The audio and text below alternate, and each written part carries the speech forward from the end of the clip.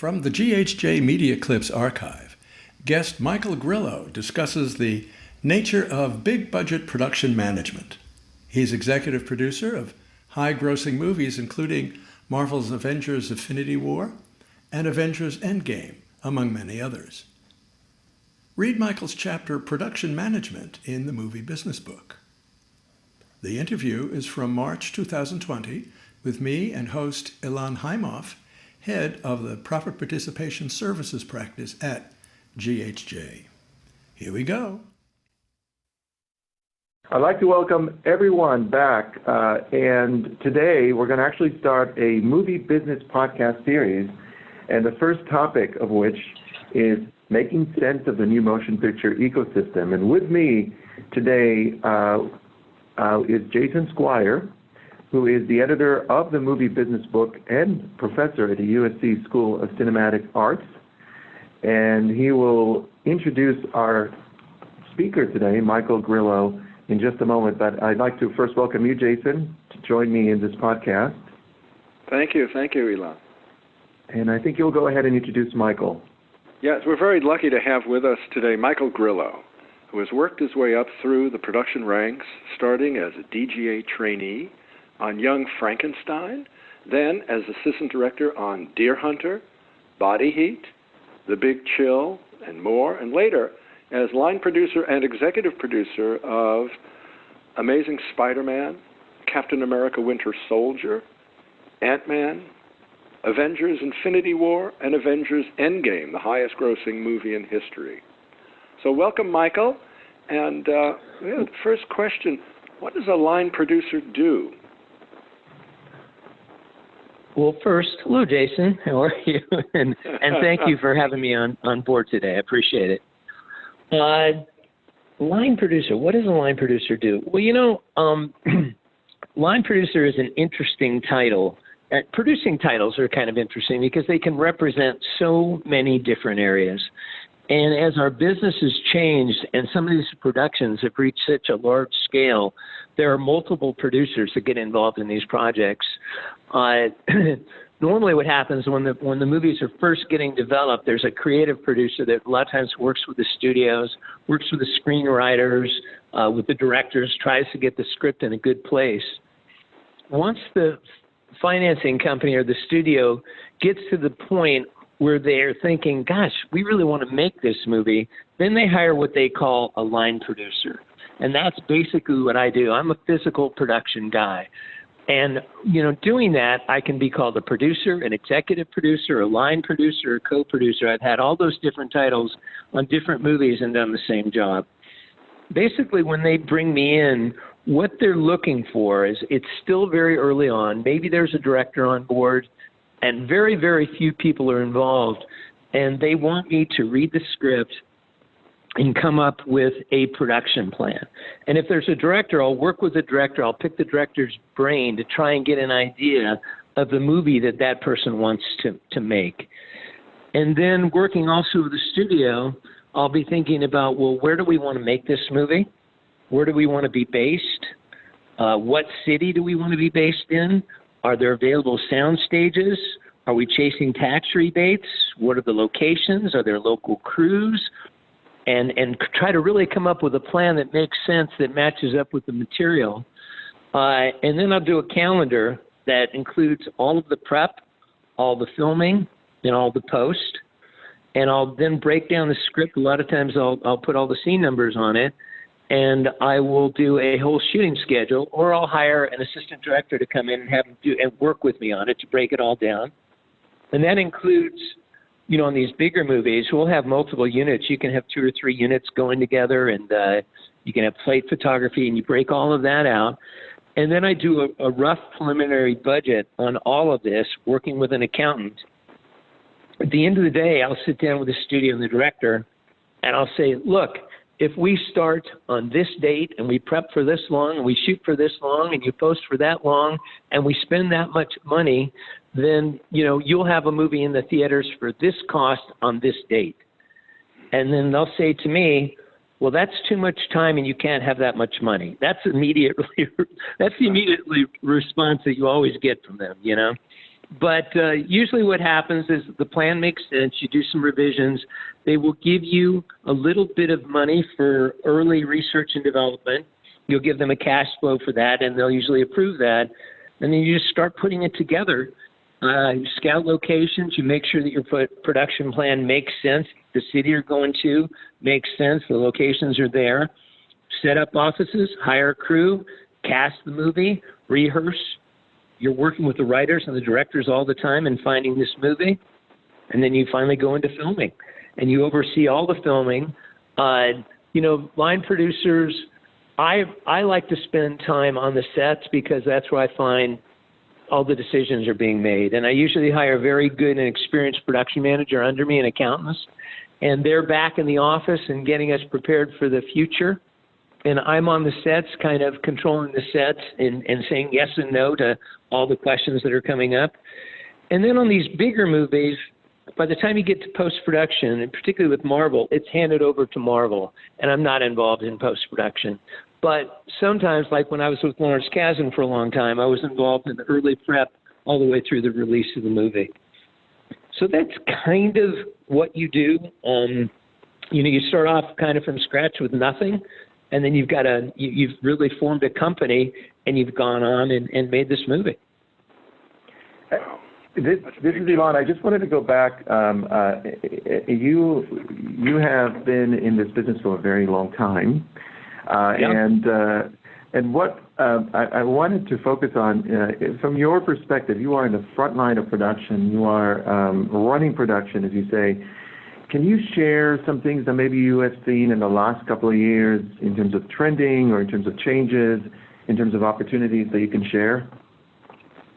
Absolutely. Can I start with the one thing that's the given that always stays the same? You never have enough time and you never have enough money. And that's a given no matter how the technology changes or how the business changes. That's a given. And every single production that you work on, again, this is something that's always the same. There are built-in limitations. And a lot of times those limitations, they can be financial, they can be time, they can be scheduling things with actors. But most of the time, when you face these kinds of challenges, you're forced to take a look at why you're making that particular movie, why you want to tell that story, and what is important in that story, so that you take all your resources and you're concentrating on what is really, really important. And a lot of times that just makes a better movie all the way across the board, and usually cheaper and more efficient. I think the two things that I've seen that have really changed in the business, over the last 5 years or so, more than anything else, are one, tax rebates. It used to be when you read a screenplay and it said a city, in the script, well, that was the city that you were going to go and try and shoot at. And at least shoot the exteriors and maybe bring the interiors back to LA and build on sound stages for your interiors. But nowadays, when you look at it, you immediately think tax rebates. And when we did the 2 Avenger movies, we were based in Georgia and specifically Atlanta, and a lot of that was because of the tax rebate of what we were getting back. A big part of that Georgia spend was a rebate to us. And to support the film business going to Georgia, they built sound stages, they built studios there, and there's a growing crew base as they're learning more and more about production. So you don't have to bring in as many crew as you used to. They're learning how to do these jobs. You hire them as locals, so you're not having to fly in crew, and you're not having to put up people in hotels and things like that. So on a financial level, it can be a huge advantage. On a creative level, it becomes really challenging, though, particularly if you read an Avenger movie, you're not going to see Atlanta anywhere in that script. So now you're challenged on how are you going to create this film and put it on the screen if you're not really at the location that represents the script. So some of it is you're on other planets in other worlds, so it doesn't really matter. A lot of it you're going to be on stage anyway and you're going to create it, but some of the locations can be very challenging. And so you're looking at a lot of times putting up blue screens and backgrounds and things like that and changing the backgrounds and changing the dressing to create other worlds. So the tax rebates are huge. So you find that you're chasing those things, particularly on these big budget movies. There's a lot of filming in Great Britain. You're going to go over there and you're going to get rebates. You're going to have local crew over there. There's still a lot of filming in Canada. You go to Toronto, you go to Montreal, you go to Vancouver.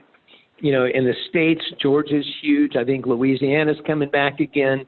New Mexico, Netflix is there now, and they have stages there, and there's rebates there. So, that's a big impact to it.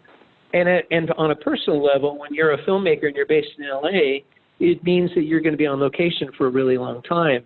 For me, I was gone in Georgia and in Scotland and in other places in the world. I was gone for almost 2.5 years from my home, prepping and shooting these movies because none of it was based here. The other big effect are visual effects, because you can kind of just do things that you could never do before. And there are so many different approaches in making the material. So when I'm breaking it down as a line producer, or when the studio is taking a look at the material, there's just so many different ways to approach it.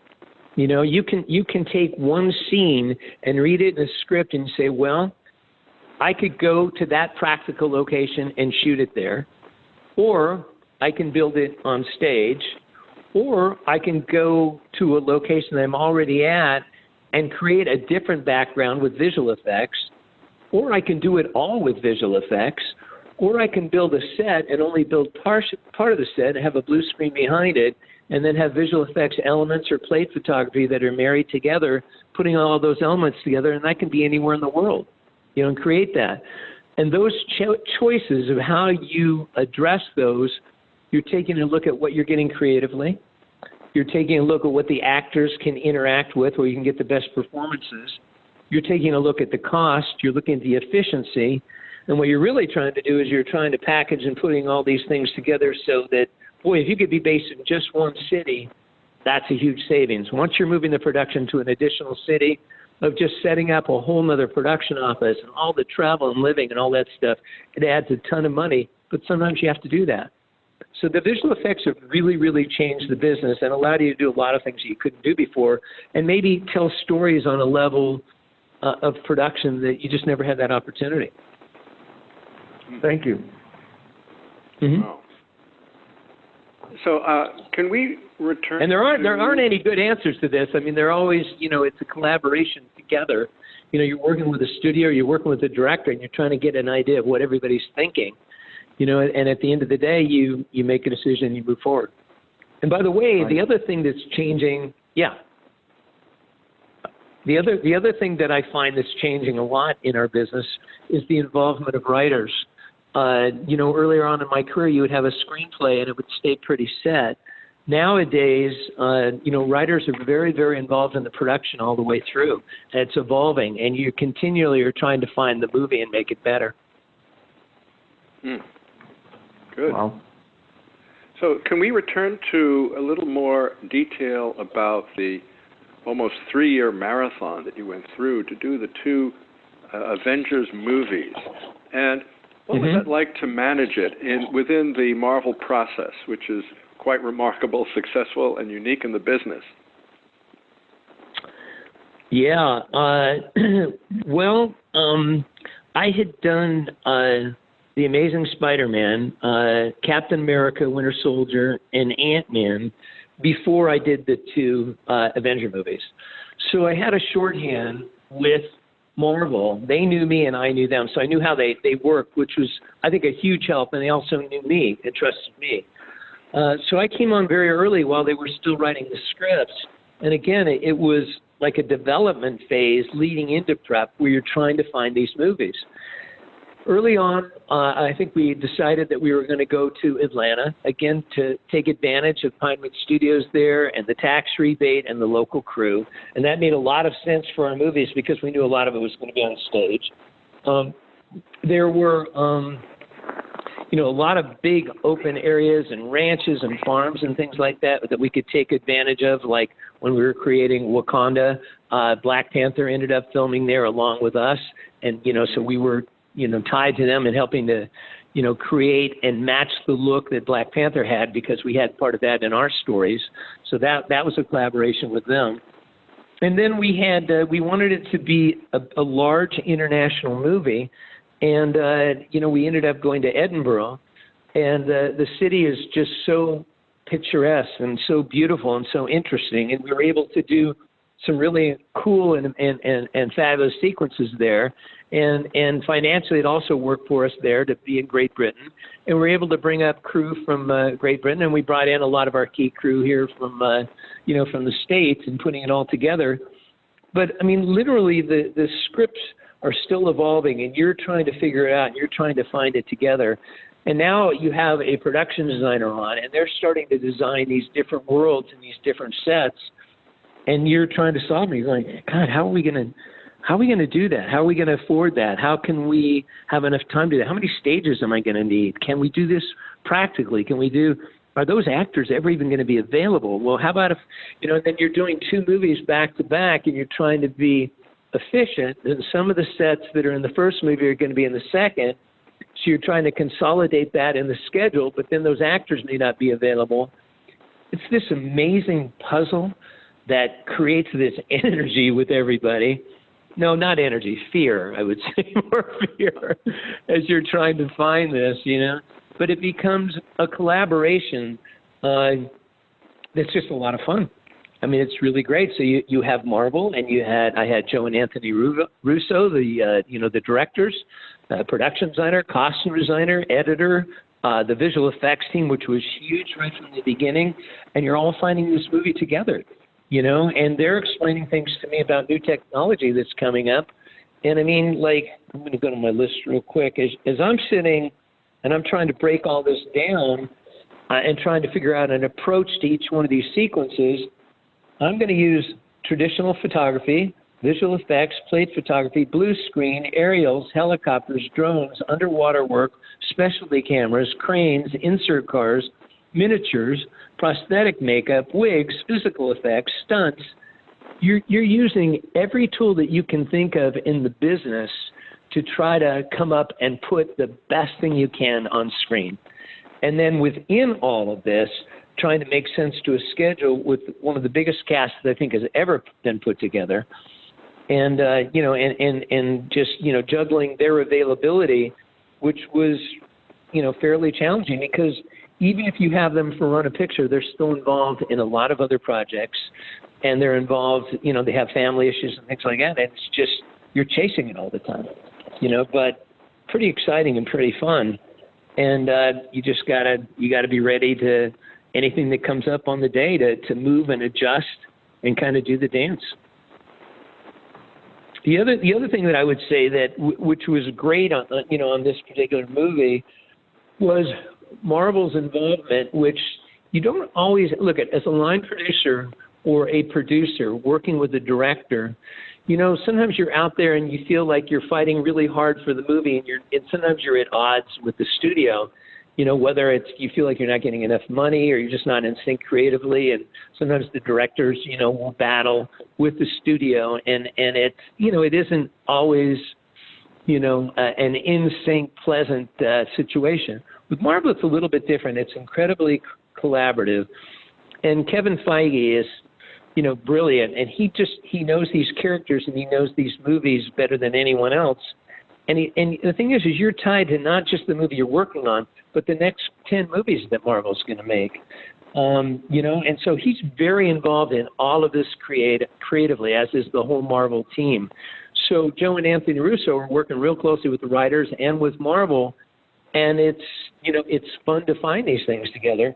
And all this information's coming out all the time, and I'm starving for information. Every time I see a meeting, even if I'm not invited, I try to sneak in and listen and take notes so that, as anything is valuable to me as I'm trying to come up with a production plan.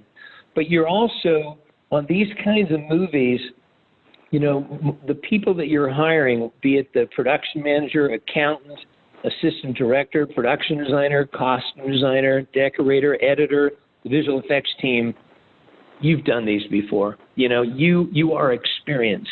You have been to war. You have put together these kinds of productions. And I think because of that, and because you're all supporting each other and talking all the time, it's not overwhelming. It's just hard. It's just a lot of work.